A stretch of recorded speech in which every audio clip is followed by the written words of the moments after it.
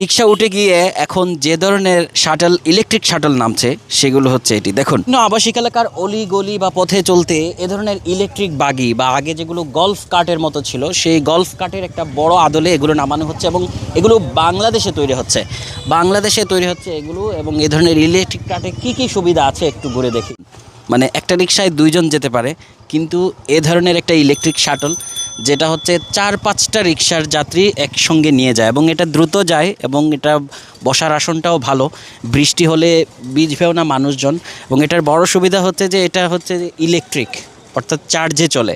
এটাতে কি কি আছে, কি কি ফ্যাসিলিটিস? এটা এই গাড়িতে গেলে ভাড়া সাশ্রয় এবং স্মুথলি চলাফেরা করতে পারে,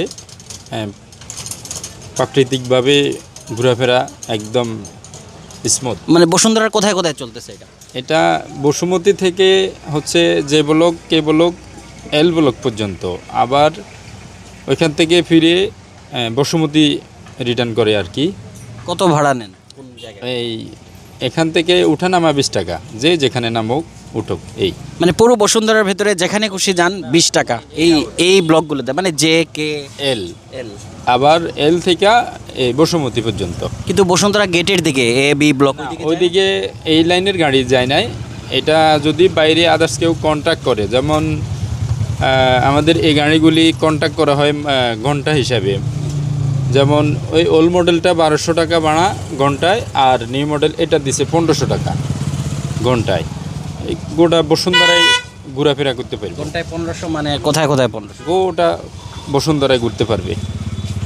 জি মানে আপনি 1500 মালিককে দেবেন। জি। বসার কি কি সুবিধা? আসন হচ্ছে 13 সিট টোটাল। তো এক একটা সিটে আপনার ভিন্ন ভিন্নভাবে সেট করা আছে। 3 জন এক সারিতে 3 সিট করা আছে। কত দ্রুত চলে এটা?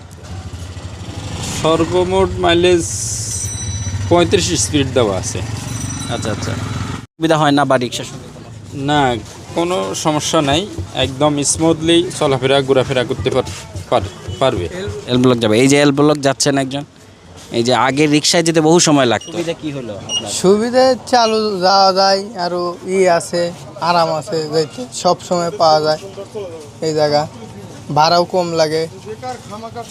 আর রিক্সায় হুন্ডারে গেলে ভাড়া 60-70 টাকা লাগে। মানে এখন মোটরসাইকেলেও বিভিন্ন জায়গায় যাতায়াত করা যায় এবং মোটরসাইকেলও যে স্পিডে চলে এটাও সম্ভবত 35 বা 40 এরকম স্পিডে চলছে। এটা কিভাবে চালান? ফুল অটো, সেম অটো প্রাইভেট কারের মতো ডিভাইসগুলি দেওয়া আছে।